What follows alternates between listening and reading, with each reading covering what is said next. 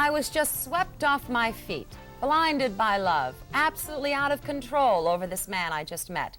Well, those are phrases that we might have to rethink in our life, and this book that we're about to tell you about and the author you're about to meet, I think it's one of the most provocative things we've ever dealt with on Good Day, and I'd like for you to meet Dr. Carol Cassell. Good morning, Carol. Good morning. It is really nice to meet you, and Carol's book is called Swept Away, Why Women Fear Their Own Sexuality, and we've done a lot of this issue on this show, but this is an enormous undertaking, because what you're actually trying to do is change the way all women perceive their sexuality. Right off the top, let's say, you're not saying that women are promiscuous. No, not at all. What are you saying, that we make excuses? Women are very confused. They muddle love and sex. It's because we grow up with the message. It's maybe subtle, but we all hear it, and that's good girls don't do that. And so no matter how liberated we are, in our heart beats this good girl message. And we're very confused when we feel sexual attraction for a man. We think he's a wonderful man.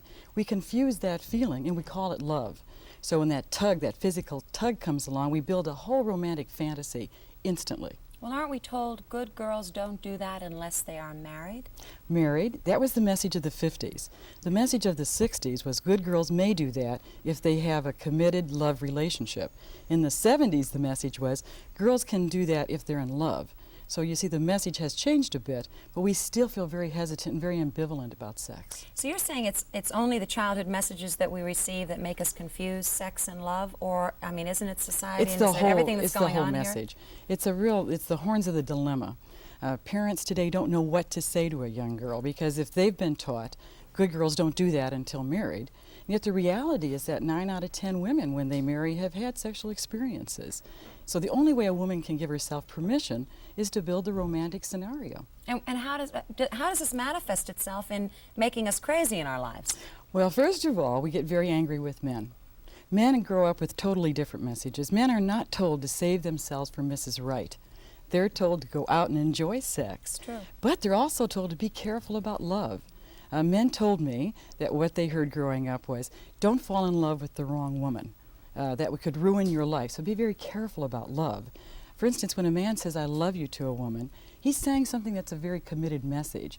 Women say, I love you quite frequently, because we have this need to hear the words of love and to be in love. But that confusion makes us angry with men. It's our romantic fantasy. He doesn't even know. Men have no idea this meaning of love in our lives. So men are confused and surprised when a woman says to him, I want to talk to you about our relationship. Men said to me, we didn't have a relationship, I just met her. And that goes on. So we get angry, we're disillusioned. Women become passive, they sit by telephones, and then they blame themselves. There is a whole damned if you do, damned if you don't. Catch-22. If you, now that the world is, there are a great number of singles. If you don't give sexual favor, you probably won't hear from someone again, and I think that's a fact that many of us agree with. If you do, you may not hear from someone again. I agree, it is. It's a very dilemma that's a recent dilemma. But I've had some women tell me how they handle that. How? They decide that they're feeling this erotic attraction for the man, and for themselves, they want to have a sexual relationship with him. They do, but they don't expect a future. They just don't build the Prince Charming myth around it. Other women say, I can't handle that, so I wait till a friendship develops. And then when the friendship is there, I feel all right about sex. But aren't there men out there who appreciate that? Of course.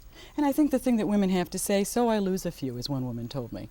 It's far better than mending a broken heart every weekend, every 2 weeks.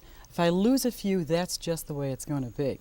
Are you espousing a new kind of moral approach to sex, or are you just saying that if we begin to separate the two, sex and love, that we end up with happier relationships? I think it is a much happier relationship because it's a realistic relationship. It'll be more authentic. Swept away is this syndrome of building the fantasy that really isn't there. So I think if women can say, instead of saying, I got swept off my feet, I'm out of control, temporary insanity, if they can say, what I'm feeling is a sexual attraction for this man, and put it into context with their feeling. How does it color a marriage, a permanent relationship, if in fact that's the way you began?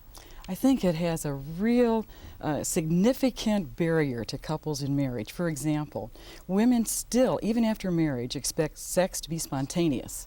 I mean, don't say to me, oh, it's 9:30 after the 10 o'clock news, let's have sex tonight. Women are appalled when men want to plan on sex. And often not the aggressor. They want the male to be the aggressor. Oh, it's the Clark Gable syndrome. You know, where Clark Gable sweeps Scarlett up the grand staircase. Well, women still want that, even when they've been married 20 years. Now, men, because they're taught so differently, they get weary of it. Men said to me, I am so tired of all this need for romance. I just want her to be a friend, a good friend. I want her to be a sexy friend. I can't be Prince Charming all the time. So women set themselves up again in marriage, unconsciously, to expect him to fulfill their romantic fantasy. And women get angry. How do we begin this change in our own daughters and sons? Because the ambivalence is both ways. It's an enormous undertaking. There is so much peer pressure today among young people that even if a mother sincerely believes she's teaching her daughter the right way and has separated these two things, the peer pressure colors it and changes it. Absolutely. First of all, parents really have to clear their throat and take a deep breath and try to give a new message, even though it's hard to do that. And the new message has to be, there is no Mr. Right. There's a lot of nice men, and there's men that you may find a nice relationship with. But no one man's going to come along, sweep you off your feet to this fairy tale happily ever after. And that you're going to fall in love many times. That's hard for parents to say that. But if they cannot set their daughter up for this one true love and talk about sexual feelings, how strong they are, how wonderful they are. Many girls in high school have never heard a conversation how wonderful sex feels.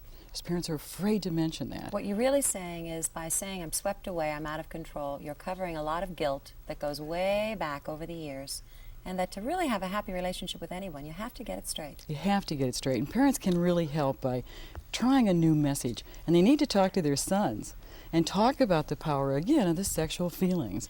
And one thing I hope that we can all try to work on is to help sons understand there's not good girls and bad girls. They're just women who have feelings. But that separation, between the good girl and the bad girl is a thing that young boys today really believe.